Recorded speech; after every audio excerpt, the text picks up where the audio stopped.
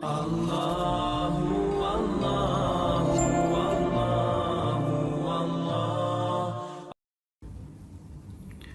ke-19, sibukkan waktu lowongmu dengan ibadah. Ibu-ibu kalau suami lagi kerja, tidak usah sumpek gitu. Sibukkan dengan kegiatan banyak, baca buku, dengar pengajian, ya, ngobrol sama teman-teman, ya, banyak baca buku tentang masalah pendidikan anak. Bapak-bapak misalnya, mertuanya lagi sakit, istrinya pamit untuk lihat jaga di rumah sakit, dia lagi sendirian. Gunakan waktu lowong kita itu untuk ibadah. Jangan malah kita merasa waktu lowong ini mestinya ada pasangan. Kalau memang darurat, dia ada hal-hal yang penting, berikan, luas. Harus berikan kesempatan. Waktu lowong kita gunakan untuk ibadah. Harusnya begitu. Jadi kita harus paham tentang masalah-masalah seperti ini supaya jangan ada kesalahpahaman.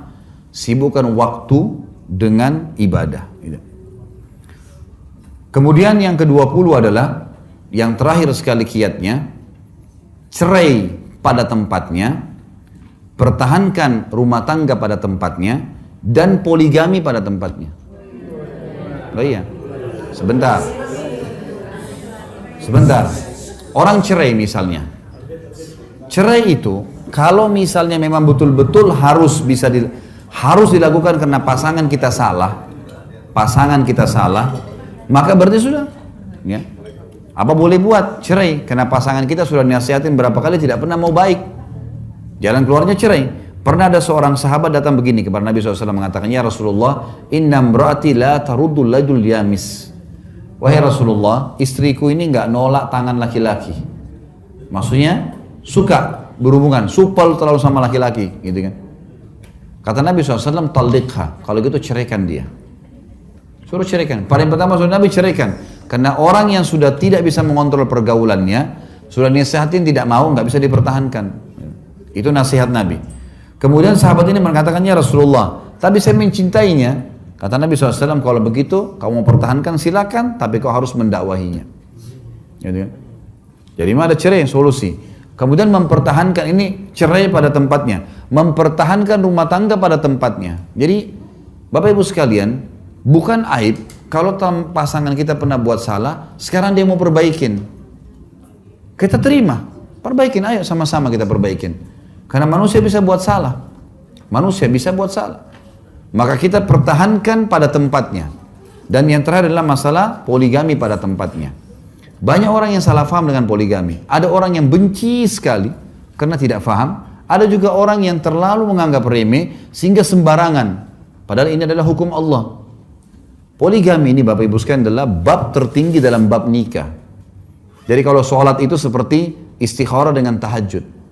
Istikharah dengan tahajud itu mustahil orang kerjakan kalau dia sendiri belum pernah sholat duha, belum pernah sholat qobliyah. Karena ini bab tertinggi di bab sholat. Sama dengan materinya, mata pelajarannya orang kuliah. Kita kasih anak SD nggak paham dia. Ada orang punya masalah teman kita lalu kita mengatakan, kamu tahajud aja. Padahal dia sholat wajib aja masih Senin Kamis gitu. Susah, nggak mungkin gitu kan. Atau dia masih belum pernah sholat sunnah yang lain, nggak mungkin dikerjain. Nah dalam masalah nikah juga begitu. Poligami itu bab tertinggi. Makanya orang banyak membenci berlebihan atau orang banyak menganggap remeh berlebihan, terlalu serono-serono sembarangan melakukan karena tidak paham masalah ini. Dia ibadah yang mulia, asal dikerjakan dengan cara yang mulia, gitu kan? Cara yang mulia. Kalau memang seseorang itu niat mau menjalankannya, maka dia harus bersama-sama dengan pasangannya, laki-laki misalnya. Dia harus bisa merangkul istrinya bersama-sama mencapai target itu. Dengan ilmu agama, dengan keimanan, dengan mengatur program-program untuk ke situ. Bukan serono-serono, bukan sembarangan, sehingga akhirnya merusak rumah tangga yang pertama. Orang kalau mau buka rumah tangga, orang kalau mau buka perusahaan, misalnya saya buka restoran. Saya mau buka restoran lain cabangnya. Maka harus betul-betul administrasi di restoran yang pertama sudah rapi. Sehingga pada saat saya buka, memang saya buka restoran yang baru ini semuanya tinggal pindah administrasi sudah rapi. Tapi kalau enggak, maka pastikan di pembukaan restoran saya hanya berhasil gembira di hari pertama karena banyak kembang yang dihadiahkan oleh orang-orang. Setelah itu akan kacau balau semuanya. Pegawainya akan bawa lari uang dan seterusnya akan kacau balau semua. Maka Bapak Ibu sekalian beradil dalam masalah ini. Jangan membencinya karena tidak faham. Jangan juga menganggap remehnya karena sembarangan melakukan.